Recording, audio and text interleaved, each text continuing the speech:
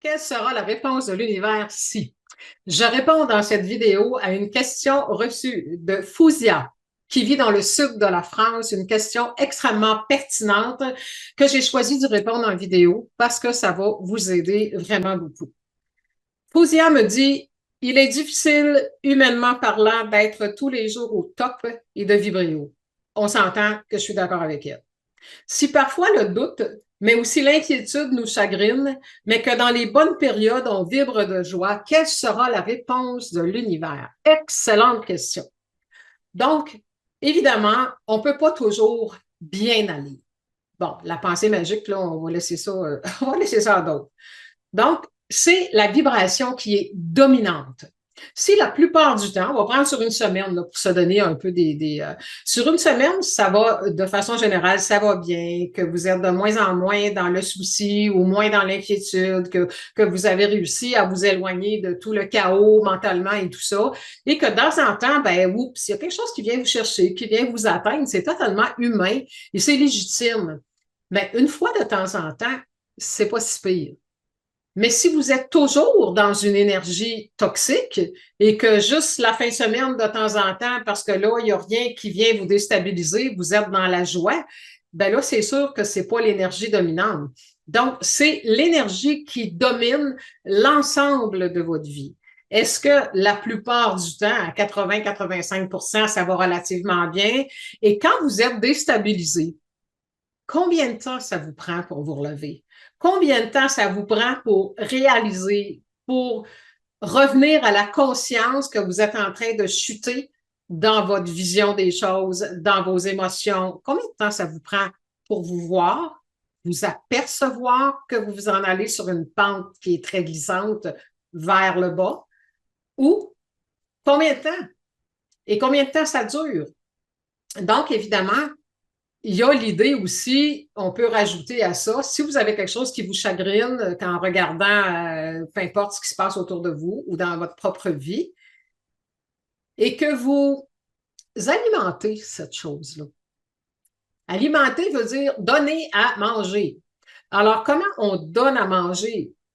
Qu'on donne de la nourriture. Comment est-ce qu'on nourrit une situation? Ben, c'est en y pensant, en parlant et en vibrant de façon toxique ou de façon par rapport à nourrir pour qu'elle demeure en place. Donc, de quelle façon est-ce que vous nourrissez les choses quand elles vous arrivent? Donc, la question de Fouzia, c'est comme, quelle sera la réponse de l'univers si? Ben, l'univers bouge, en fait, à votre rythme. C'est très, très, très rapide. J'ai une image ici, 17 secondes que ça prend. Voyez-vous, ça, c'est des tracks, hein, comme un train. Donc, 17 secondes, vous lancez un prototype dans l'énergie. Pour une nouvelle création, ben, c'est sûr que ça ne peut pas arriver instantanément. Donc, vous avez le temps de changer de track. Donc, si vous êtes en train, il vous arrive quelque chose, ou vous êtes chagriné, ou qu'il y a quelque chose qui ne va pas, fait que là, vous êtes, je m'en vais dans une direction toxique, tu sais, qui va attirer à moi des choses désagréables. On s'en va par là. Là, vous vous voyez. Oups, qu'est-ce que je fais là, là? Où je m'en vais là-dedans? Et là, tranquillement, vous vous ramenez. Pendant que vous faites ça, vous êtes en train de cesser la nourriture qui s'en allait par là. Vous en allez de l'autre côté. Et là, vous êtes en changement de track vers autre chose. J'espère que je vous dis comme il faut. Donc, c'est sûr qu'on peut faire du surplace parce qu'une journée, ça va bien. Le lendemain, il y a des mouvements à table. La vie fait que l'univers, une journée, ça va par là. L'autre journée, ça va l'autre bord. Une journée, ça va l'autre bord. L'univers danse avec vous, vous suit.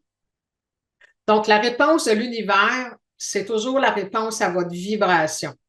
Donc, oui, le chagrin fait partie de la vie, la tristesse, la colère aussi. Sauf que combien de temps je reste pris là-dedans? Tu sais, souvent, on va parler de la colère. La colère peut être saine pour vous sortir d'un état léthargique, là, jusqu'à un certain point, de dire, ah, c'est donc pas facile, la vie, puis c'est difficile. Puis à un moment donné, quelque chose vient vers toi qui fait, là, c'est assez. Donc, la colère peut vous aider à vous donner un élan vers le haut. Mais si vous restez pris dedans, puis que vous lui donnez à manger, vous la nourrissez, ben là, ça devient autre chose. Là. Donc, j'espère que je vous le dis de bonne façon. Ce que vous nourrissez, je pense que vous le savez, il y a tellement d'histoires qui racontent ça. L'univers répond à ce que vous nourrissez. Donc, c'est sûr que si vous vous promenez d'un côté à l'autre, ben, vous faites du surplace et c'est plus difficile d'arriver à quelque part qui va être intéressant pour vous. Mais quand vous vivez des émotions toxiques, j'aime mieux les appeler toxiques que négatives parce que c'est vraiment le cas et ça nous permet de conscientiser plus, je pense. C'est toxique pour nous, c'est nuisible pour notre corps et pour notre vie. Donc, quand je vis des émotions toxiques, premièrement, il faut que je me voie, il faut que je m'en rende compte plutôt que de me laisser submerger par ça, de dire, OK, là, ça va pas, je suis stressée, je suis anxieuse, j'ai de la peine. Accueillez-vous. Vous ne pouvez pas vous mettre un bouchon et dire non, non, non, il faut que je sois positif. Quand vous avez une émotion toxique qui vous habite, qui vit en vous, qui s'est installée en vous pour peu importe la raison, il faut la gérer. Donc, observez-la, regardez-la. Vous pouvez lui parler. Qu'est-ce que tu as à me dire? Pourquoi tu es là? Et avec le temps, elle va s'en aller parce que vous avez répondu à sa présence. Donc, vous pouvez l'accueillir et après ça, la libérer si vous voulez, peu importe les techniques que vous avez, et ça va calmer votre intérieur. Donc, quelle sera la réponse de l'univers? C'est la question de Fouzia. La réponse de l'univers, c'est toujours directement relié à ce que j'envoie comme fréquence. Sauf que j'ai quand même une marge de manœuvre encore pour l'instant. C'est pour ça que je vous disais, ça va de plus en plus vite. C'est de ça que je parlais. Avant ça, il y a 50, 100 ans, puis même avant ça, on vivait quelque chose de toxique émotionnellement. Ça créait un problème, mais c'était tellement, il y avait tellement de distance et de temps entre la vibration toxique et la matérialisation qu'on ne pouvait pas faire le relais. Maintenant, on le fait très rapidement. Vous pouvez vivre quelque chose, avoir été dans un endroit, vous n'avez pas dit ce que vous aviez à dire, le lendemain, vous avez mal à la gorge, ou vous avez le nez bouché parce que vous n'êtes plus capable de sentir quelque chose dans votre vie. C'est rapide maintenant. Donc, mais en même temps, c'est toujours ça, là. Si vous vous faites paniquer avec le fait que vous soyez positif, bien, vous jouez contre vous, là. Vous baissez de fréquence quand vous faites ça. Donc, accueillez les choses au fur et à mesure. L'univers répond à ce que vous envoyez.